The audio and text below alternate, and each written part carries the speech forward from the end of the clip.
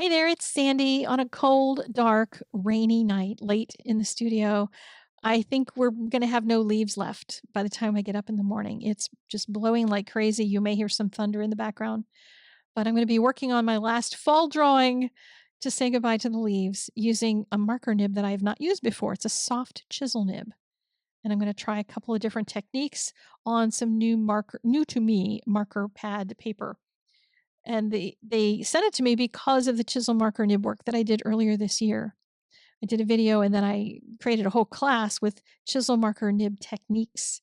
So you can learn how you can use your chisel marker and preserve the life of your brush nibs by letting the chisel marker do the hard work, and a whole bunch of techniques that can do for you.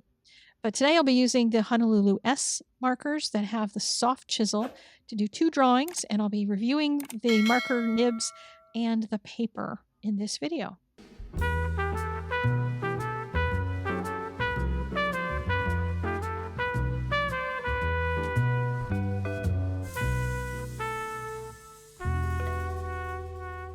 Thank you to Ohuhu for reaching out to me once they saw my channel here on YouTube. Appreciate them watching and keeping an eye on things. So, this is the set of markers that they sent, and it's 60 pens. They're Honolulu markers, so the body is the same, the colors are the same, and they just have a different nib, a chisel nib on one end. And I just plotted them on my existing hex chart so I'd know what colors were available to me in this particular nib. So I'm not making a separate chart for the Honolulu S. The paper in this pad, I was sure it was going to be regular marker paper. I really did. Everybody has regular marker paper. I have more pads of that than I know what to do with, but I'll tell you what this paper is later. I have three markers that I want to compare for a specific reason. The top pen is the Honolulu regular that has a regular chisel nib. The middle one is the Honolulu S that has this soft chisel. And the bottom one is also a regular chisel in the Oahu. And I wanted to just kind of get a look at all three of these just to see. I noticed something weird. See the gray line? That's usually the one that tells me which nib I'm going to uncap. And on two of these, the chisel nib is not with the gray line. And on one of them, the gray line indicates the chisel nib. I kept opening the wrong end. I swear, I wish they'd have some consistency in something. Oh, lordy me. So the brush nibs on the Honolulu S are the same as the regular Honolulu markers. So, if you do get them, just know that they're going to be the same. It's the chisel nib that's the difference between them. And here's a good look at them. On the left, Oahu, in the center, the Honolulu, and on the right, the Honolulu S. And this is the side view. And then when I turn them, you can see what the chisel is. So the Honolulu S is thinner and it's also smaller. So you'll see how that plays out when we start working on putting some marker to paper. So even though the Honolulu and the Oahu are the same, I'm still going to put them both on here because I had them out. So I wasn't going to go searching for the same color in all three for no reason. So first is the Oahu chisel nib and then the regular Honolulu. So those are both the same nib. And then comes the Honolulu S. And this is a softer one. It has a little give to it. It's not a rock hard one. And there's a couple things about it. One is that it's going to be thinner, as you can see. It's also going to drop a little bit more ink or be more susceptible to dropping a little more ink at the end of the stroke simply because you have more marker that you can kind of squish around on the paper. And that's one thing that I did find to be careful with. So this is the Honolulu regular chisel nib. And depending on which way you turn it, since you have that crisp edge to the nib, it's a hard nib, you can get a really thin line from one of the angles that you hold the pen. When it comes to the soft chisel, you can get a thinner line as we saw before, and you can, overlap the strokes. You can do that kind of thing just like you can with any marker and, get a solid coverage, but you can't get a particularly thin line. You can get something that's in between the two that you can get from the Honolulu, but I couldn't really, without a lot of effort, get it to make something really tiny. You can make a dot off the end, but you can see that it's thinner, but it doesn't seem to do a whole lot for you. When you make a swirl like this and just an ongoing zigzag, you get a little more curved edge. And if you do that kind of thing a lot, if you do, calligraphy or something where you don't want a crisp edge, great. But the regular chisel nib, that one I just did, that one has more crisp lines when you If you turn the do something like corners. calligraphy, that kind of a line end might be something that matters to you. So the caps on these are just as mismatched as they are in the regular Honolulu set. I don't know why that makes me laugh. I don't know why I have any expectation they'll ever improve that. But you got to have a chart handy so that you know what colors you're grabbing, because those will never help you pick the colors. So these are the 3 pens. The 2 on the left are the Honolulu ones, and the right one is the Oahu. You'll notice one number is different. That center one is because that's my Honolulu that I transformed into the new number system by putting labels on them. And I have that label sheet. It's just $1 if you want to go get one. I used them both for the ends of my markers, and I only did one end. I didn't label both. And then I also can stick them on a hex chart and put them in there and not have to print out a new hex chart, and just color those up and punch them out and stick them on. So let's get on to the art project, testing these in the sketchbook that they sent me. And I thought I'd use this kind of an idea that I painted in my watercolor sketchbook recently. And I'm going to draw some trees in here on this paper. And I'm going to start by just making some leaves here in with kind of big-ish marks, and I am using the soft chisel nib here, trying to see if I can get different shapes out of it. One of the problems with a chisel nib is you kind of have the shape of the chisel there. There's not a whole lot you can adapt with it unless you start twisting and turning it or holding it at different angles. And so that's what that class that I had discussed at the very beginning, that's what the class will teach you some of.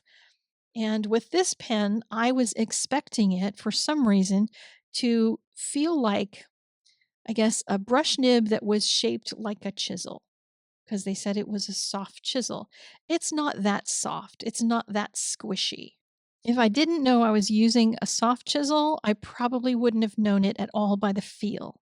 So I did not notice very much at all. But what I did notice, and this is something you'll see all the time when you work with the chisel nib, is that it's really hard to see where you're working.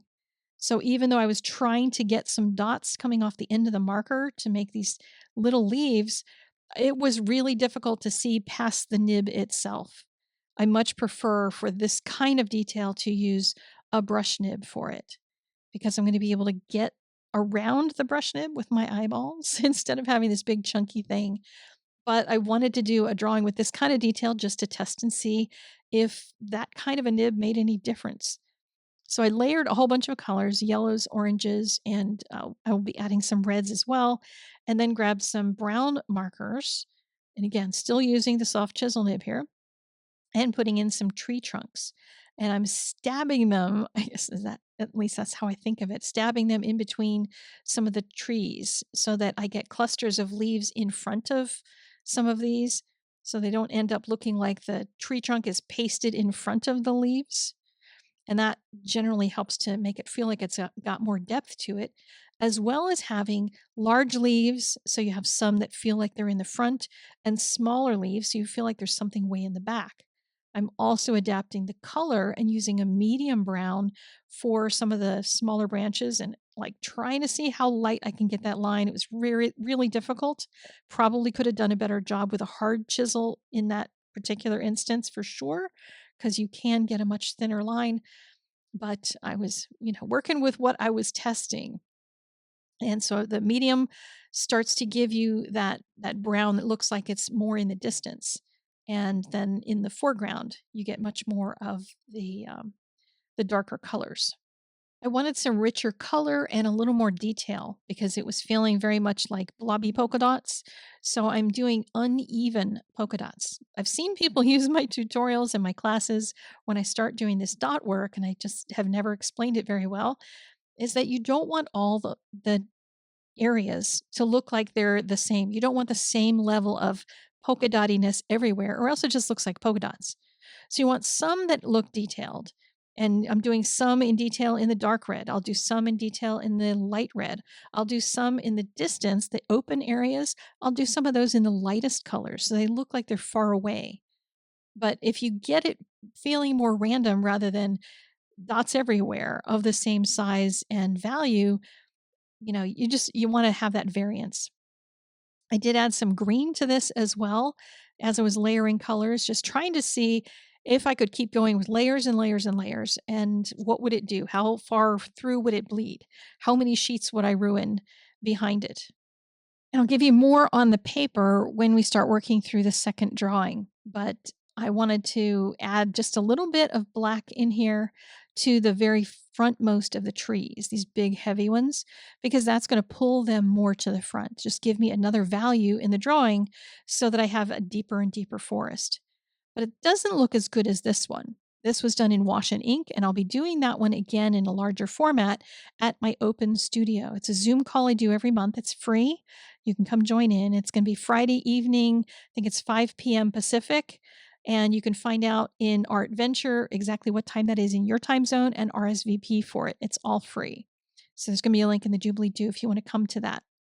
So now we're going to work on the second drawing, which is a bow. And I wanted this to be a Christmas bow originally, but unfortunately, the color set that I have didn't have the right range for me to get from the darkest values to the lightest.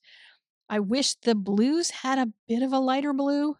And in general, there's some value range issues that I have with Ohuhu. That's a whole other video, uh, assessing colors and that sort of thing. But it had light enough value that I thought if I can do some colorless blender work, maybe I could lighten it enough that this will end up looking really shiny. So I started with the B08 as the lightest that was in this set, and then added my darkest for the interior portions. Anything where the curls of the ribbon are going to go kind of inside, they're going to be very, very dark. And then I'm going to start putting in the values and trying to go along the direction of the shine around, like along the side. There's going to be more dark value as it curves into the center of the bow, and then a little bit on the other side so that the highlight rests somewhere in the middle. It's not going to rest just on the top side. And you'll see why that's important when we get to all the other curls, because if all the curls have one highlight on one side, they're not going to look like they're turning different directions. Now, if you don't have a really dark blue, try a little bit of orange. So this is a little bit of magic for you. I'm not going to do this throughout, but just for fun, I used a little orange and then go over it with blue. Those are complementary colors. You can make a really dark blue out of an orange with a little bit more blue added. But then I'm going to need to try to build toward that highlight again because, I wanted to soften that. I didn't want it to be a sharp highlight. And, sometimes, like, not having a brush nib is like, I wanna turn the pen around and use the brush nib, but I was committed that I was just going to use the chisel nib here, the soft chisel. So I'm doing the same thing on this other curve. I'll do the same thing on every curve throughout this. I'm not gonna narrate all of them because I wanna talk about the paper, but as I was starting to get this one going along, I wanted to try to get that blend to look a little smoother, and turning the chisel nib to try to get it to sort of fit in there and not get too much color, and it just felt like it was starting to get darker. It was starting to close up, but I waited for a second because on this paper the alcohol content in the markers really affects the color in a serious way. If you were to just draw with the colorless blender, you would see gray for like 3 minutes. It takes a long time for it to dry out because you can just see the alcohol on the paper. But I put highlights on both of those little curls. Nothing happened. On this paper, you cannot like kind of push color away like you can on many other papers, on regular marker paper, on like cardstocks and stuff. You can't do that with this paper. And my suspicion is, I don't know because I'm not a scientist, I don't have anything to test this paper with, but by the color of it, which is more on the gray side, by the texture of it, because I can feel the texture, and I held it up against another sketchbook that I have, and I'm like, ooh, that looks like the very same paper. This paper is the same that's in a render sketchbook. So if you've tried a render sketchbook, you've probably tried this paper. Like I said, I can't promise that. I'm not 100 bazillion percent, but it acts just like it. Now, great thing about it is that nothing will go through. All the layers on that tree, that picture of the trees, and all the layers on this, nothing went through. It's a completely blank sheet on the other side. I could do another full drawing on the other side of the paper and nothing would happen to the drawings on the other side, which is great. You can use both sides of the paper. Super. I would personally rather just use one side of my sheets of paper because I can't push color around. It's one of the reasons why this paper is good for people who put down one mark and they leave it there. I'm much more of a blender. I like soft blends and I like working at it and kind of letting colors push into each other so they can change each other. And this paper doesn't really allow that. But like if you're an anime artist and you just do like quick swoosh for your highlight, quick swoosh for your shadow. I mean, I really envy that style in many ways because it's so loose and fresh. My style is not that way. I'm very much a noodler. So unfortunately, it doesn't really work for me, and I'm bummed by that because I am a sketchbook lover. I will find other things that I can do in this sketchbook, but it doesn't work for my fussy style. So if you have a fresher style, rock on. It's excellent paper for that. So I've added some gift wrapping underneath of my bow, and that light blue should have matched a little bit better because it's one of the blues I used in the bow, but I used it on top of that bright blue. So you can't tell that it's a duller blue that way. So I know it doesn't match, but it is what it is. When I wrap packages, I don't usually worry about whether everything matches perfectly because somebody's going to just rip it open on Christmas morning anyway. So I'm using a gel pen to add the highlights onto these since I can't use the colorless blender to push color away. And even on some of them, I'm going to use a little bit of the white around the edge of some of the curves just to let the light catch on them ever so slightly. If you end up putting too much, because it's real easy to get too much, my pen is new, so it's very juicy, and you can end up getting too much, and you want to kind of make that line smaller or thinner, just wait for it to dry, and you can go over that with a little bit of marker and knock the value back. Just be careful if you get any of the gel pen ink onto your marker nib, then scribble that off on a scratch piece of paper before you put the cap on it and put it away because you don't want to let that dry on your pens because you could mess up your nibs pretty good. Now we come to my least favorite part of a video, which is my verdict on a product I'm trying. And I have to say, I'm a no on both.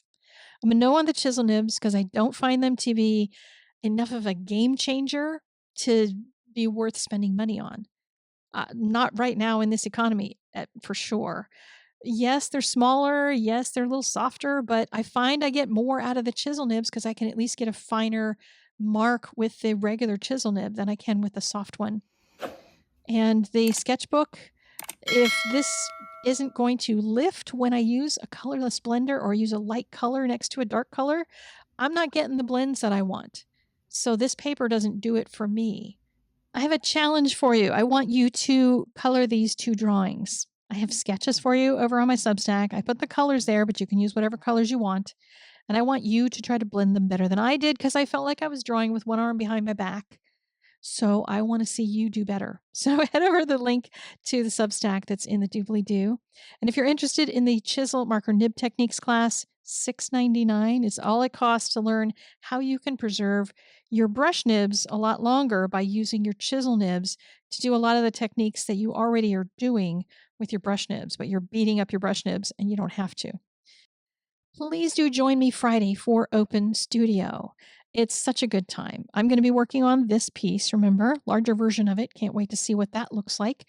And everybody else is going to be doing whatever they feel like doing. They can be painting along with me, or they can just do whatever art they're making. Maybe making Christmas cards. Maybe that's what you need some time for.